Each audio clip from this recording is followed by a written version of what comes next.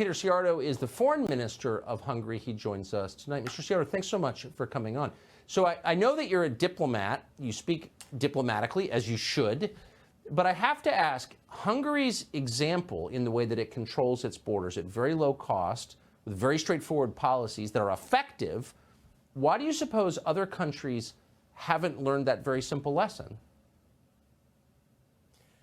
Look, first of all, I have to reject the introduction.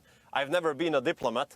I happen to be their boss, but I've always been a politician, so it's very easy to me to speak honestly and directly and not diplomatically. So thank you very much for the invitation, by the way. And first of all, I have to express my appreciation to you to show the reality about Hungary.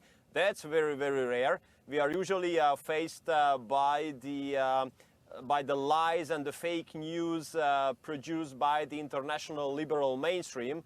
And your interview, your report about Hungary is something brings fresh air to us.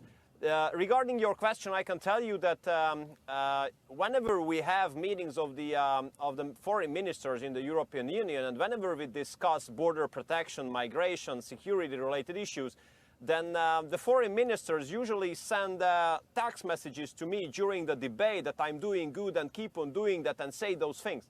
And then I ask them at the end of the debate, so my dear friends, why didn't you contribute also? Then they say, look, you know, back at home there are NGOs, liberal media, coalition government, pressure, and so on and so forth. So actually the reason why I think others cannot implement an honest policy on migration is that they feel themselves under pressure by international liberal mainstream media, NGOs and political elites. But in Hungary we have a political stability, two-thirds majority in the parliament, so we have the luxury to say what we think and act accordingly. What's interesting is that behavior is such a threat to our foreign policy establishment. Hysterical morons with lifelong history of failure, Anne Applebaum or David Frommer, people who really supported foreign adventures that hurt our country, hate Hungary and refer to it reflexively as a dictatorship, which obviously it's not, it's a democracy. Why do you think it's so threatening to them, this nation of 10 million people in Central Europe? Look, I think why they hate us is that we are conducting a patriotic, Christian-based policy. The target of ours is to reach the to fulfill the national interest.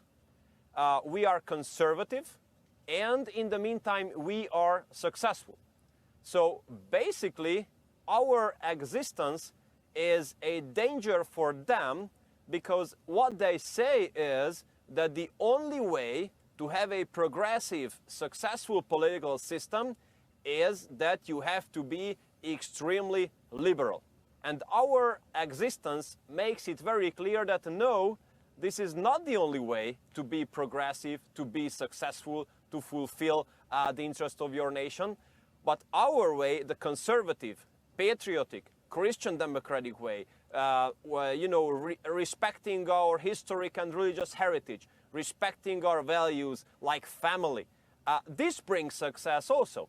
So the reason why they want us to be beaten on the next election is that basically one of the last successful conservative government would be kicked out from power, and then they could speak about the fact that, oh, look, liberal mainstream is the only successful ideology in the world.